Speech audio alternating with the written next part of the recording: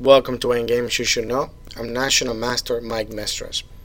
In this endgame position we're going to be looking at both sides. We're going to be looking at how to win with white and how to draw with black.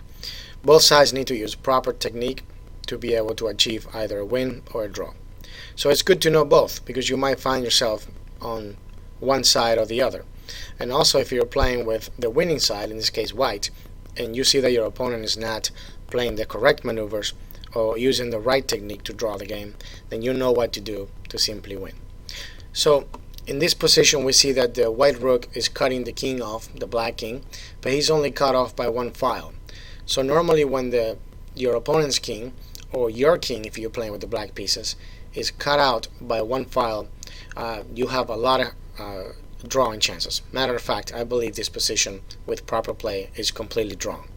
So that will give us hope if you're playing with the black pieces. One file only separating the king from the pawn is usually a draw. But let's pick a move. For example, for black, I believe the best move that the student should get familiar with in this position is rook c8, because it stops the pawn from moving forward. So if the pawn cannot advance, then certainly it presents a few obstacles for white.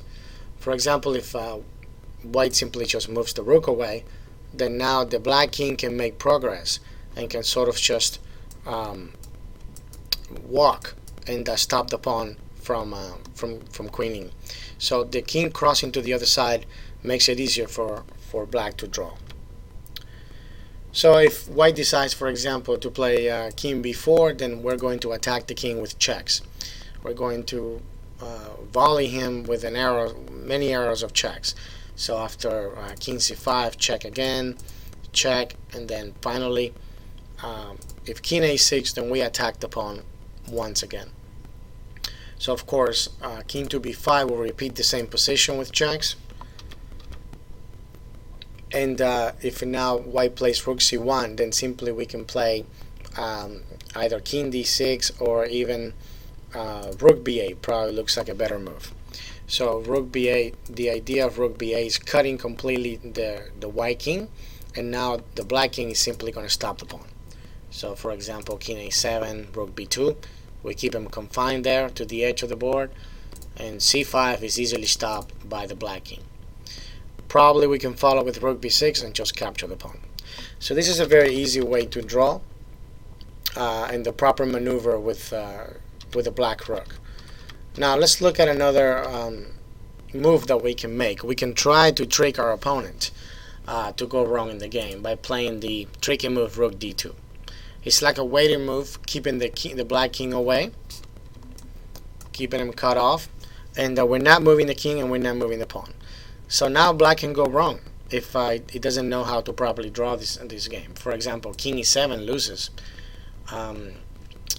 because the king now, by the king moving back, now we should be able to defend the pawn by playing rook d4, and you're going to see in a minute what I'm talking about. So I can, for example, play king b4. As before, black is going to try to check me, and then I can now, instead of playing rook to c1 like I did before, or having to move the king back to defend this pawn, I can play rook d4. Now if you remember in the position, the original position, the black king was on e6. So if we would have played the move rook to d4, then the king would attack the rook by playing king to e5. So that's the reason why the king moving down makes now white's chances to win very possible. So let's take a quick look at this. Now after rook d4, king e6, you see that the king is not anywhere near the rook now. If the king would have been on e6 after king e5, then the rook has to move away, and then the black king simply will be able to stop the pawn, or we can even play rook b8, cutting the white king out. So the white rook must stay on this file, cutting the black king off. If he has to move away, then black will draw even easier because the black king will cross over. So in this position, possibly we can play king b7, and now you're going to see how we're going to advance the pawn by attacking the rook. So after rook to c5, we can play king b6 and also controlling the c5 square, and now we can push the pawn. That's the big difference. So king e5 doesn't make a difference. We simply can move back to d2 or d1, and we're going to achieve the Lucena position that we want, the position that we'll have the pawn on the 7th rank, and we'll be able to build a possible bridge.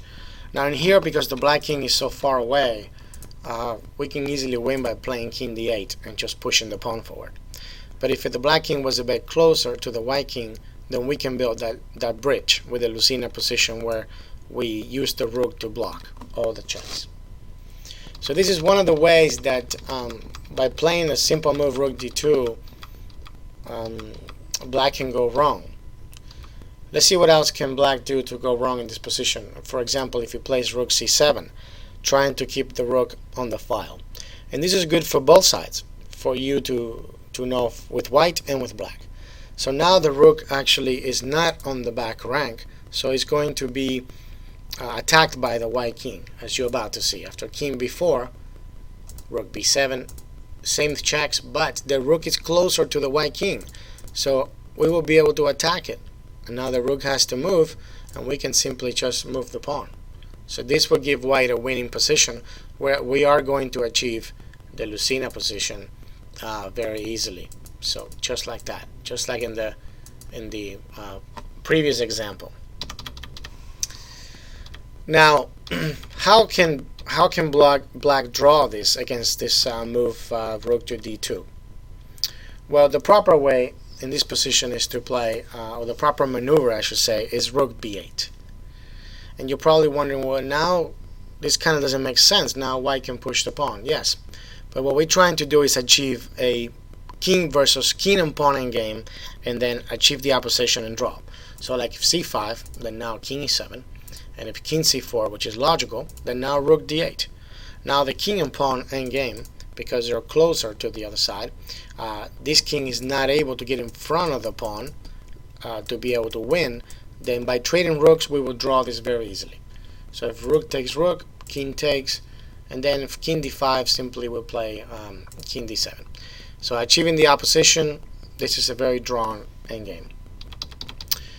And of course, if a white doesn't trade by playing like rook g2, for example, then simply king d7, and this should be also a draw, like rook g7, and now king c6, for example. We should be able to draw. Rook g6, king back to c7, or even b7, I think should be enough. So if the king now comes to b5, then simply we can play rook b8 check, and then the king has to move back, and then we can simply just attack the king from behind from all the checks, and we should be able to achieve a sort of Philidor position and easily win. But there's no way that white can make progress here. For example, if the king comes out, we're going to check him, and we're going to check him all over the board. If we get checked, then we simply go up, and we stop the king from moving up, and we stop the pawn from moving. So this is a very nice drawn position. If white plays rook to b6 in this position, then we can actually capture it, because we know that we can maintain the opposition and we can draw this game. So this is a drawn position as well. So I recommend the student to study this video carefully until you get familiar with this position and all the correct maneuvers, the proper technique that is necessary. As you can see, one move, just one simple move on the wrongly placed can make you lose the game. So you want to be very familiar with these fundamental endgames.